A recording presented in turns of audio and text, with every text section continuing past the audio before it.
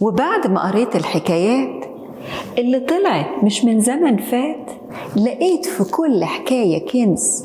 دوروا معايا على الكنز.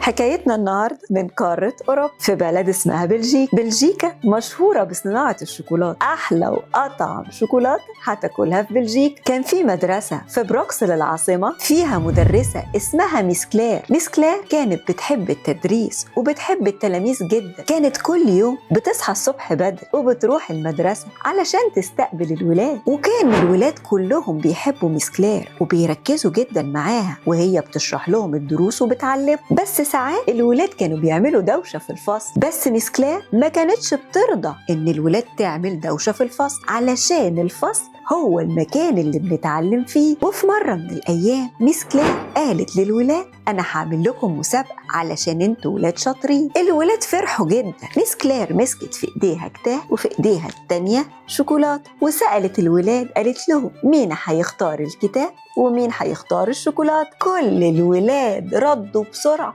شوكولاتة شوكولاتة، إلا ولد وحيد اسمه بيير قال لها أنا هاخد الكتاب. كل الولاد قعدت تضحك على بيير علشان هو ما خدش الشوكولاتة اللذيذة. الولاد كلوا الشوكولاتة وبقهم كان كله شوكولاتة. الشوكولاتة كان طعمها لذيذ. عدى أسبوع وميس كلير سألت الولاد يا ولاد فاكرين الشوكولاتة؟ ردوا كلهم وقالوا عايزين شوكولاتة تاني، عايزين شوكولاتة تاني. وسألت بيير قالت له يا بيير عملت ايه في الكتاب؟ قال لها قريت الكتاب كله واتعلمت منه كل أنواع الشوكولاتة وإزاي أعمل الشوكولاتة. وعدى سنين كتيرة وكبروا الولاد ونسيوا ميس كلير، إلا بيير فضل فاكر ميس كلير وفاكر إن هي اللي خلته يقرأ الكتاب. فتح محل الشوكولاتة وبقى بيصنع الشوكولاتة. بيير قرر إن هو يعمل تمثال من الشوكولاتة على شكل ميس كلير